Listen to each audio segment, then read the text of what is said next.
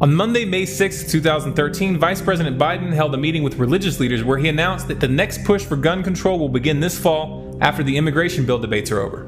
Those present for the meeting included Franklin Graham, son of the evangelist Billy Graham, and Barrett Duke, the Vice President of the Ethics and Religious Liberty Commission, which is the Southern Baptist Convention's public policy arm. According to Politico, 5 people who attended the 2.5-hour meeting stated that Biden made the specific plea to those present to keep his words off the record from reporters. What the administration is doing here is preparing the ground by ensuring that church leaders are cooperative when these new policies are put forth this fall. Now, if this is surprising to you, you may want to research the Clergy Response Teams, which is a homeland security program employing thousands of pastors across the nation to ensure cooperation during situations where martial law is declared. The new gun control push will start by focusing on more comprehensive background checks and will most likely include changes in the law to ensure that anyone on the terrorist watch list will be blocked from purchasing a firearm. This isn't just speculation. We know from statements from Rahm Emanuel dating back to 2007 that this has been planned for years. And I think the most simple thing we can do, and we've got to make this a #1 issue as a test vote and then take it into the election, that is, if you are on the no-fly list because you are known as maybe a possible terrorist, you cannot buy a handgun in America.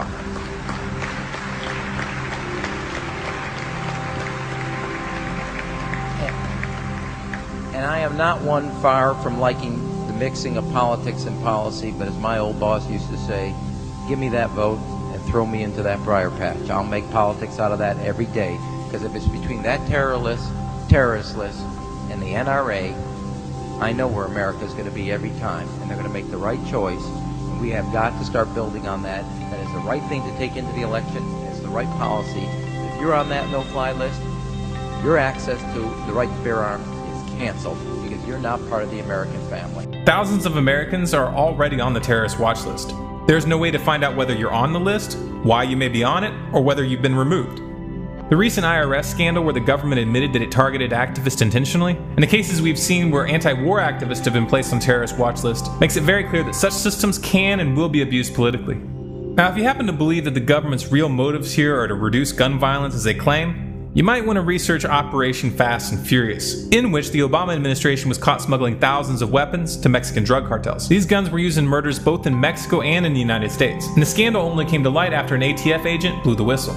That agent was then fired. Obama has personally assisted in the cover-up by refusing to hand over documents related to the operation. There are several layers to the gun control battle that's coming this fall. The first layer is, of course, the context. It's doubtful that there's enough political will to get such measures passed right now. The administration's attempt to capitalize on the Sandy Hook tragedy fell apart, and there's no way to rebuild that momentum without another event. They need a new tragedy in the next several months to provide the justification for new laws that they want to pass. The thing is, when the US government needs a tragedy, these things have a way of happening. The second layer is the resistance that's playing out on the individual state level, where we've seen Texas, Missouri, and Alabama pass legislation nullifying federal gun control laws. Eric Holder, who was directly involved in both Operation Fast and Furious and the IRS scandal, has fired back stating that the feds will ignore state laws and enforce the regulations one way or another. This could lead to a very interesting showdown. The third layer is the resistance coming from scores of sheriffs and thousands of military personnel who've spoken out stating that they will resist any attempts at gun confiscation and will refuse to enforce unconstitutional gun laws. Though publicly those promoting gun control have maintained that confiscation isn't in the works, California has just passed a law allocating $24 million to fund their confiscation program, and New Jersey senators got caught recently chatting among themselves, not realizing that the mic was still on, stating very clearly that confiscation was the goal. The strategy here is simple. Take away the rights incrementally, and when resistance is met on a national level, proceed on the state level. The final layer of this battle comes on a personal level as individual citizens refuse to comply. This in itself is a force to be reckoned with, especially with the advent of 3D printing. The first stage in this conflict has already started after plans for a fully printable gun were released on the internet this past month. The feds ordered the site to take the plans down, but it was too late. These plans are already distributed in torrent sites and have thousands of seeders. You'll find a download link to the plans in the description.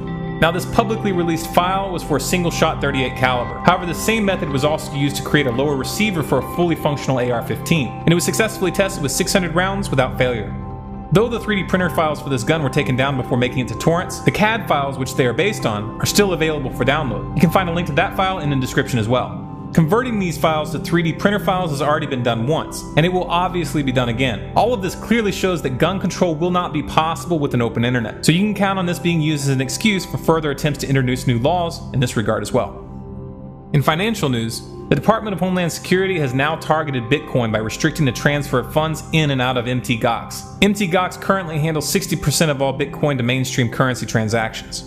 In science news, researchers have discovered that plants are able to communicate with each other through underground fungal networks. Such communication is apparently used to help plant communities produce chemicals to ward off pests, such as aphids. Commodity prices for those interested: oil is at $94.65 a barrel, gold is at $13.67 an ounce, and silver is at $22.47 an ounce.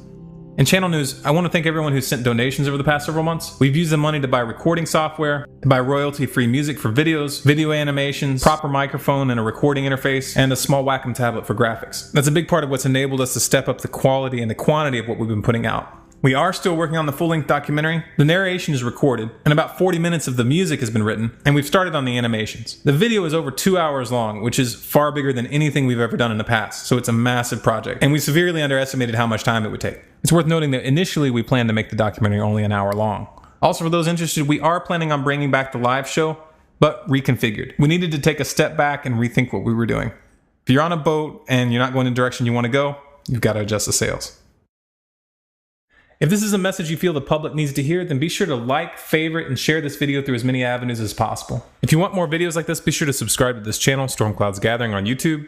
For updates and bonus content, follow us on Facebook, facebook.com/StormcloudsGathering, on Twitter at Collapse Updates, and our website, stormcloudsgathering.com.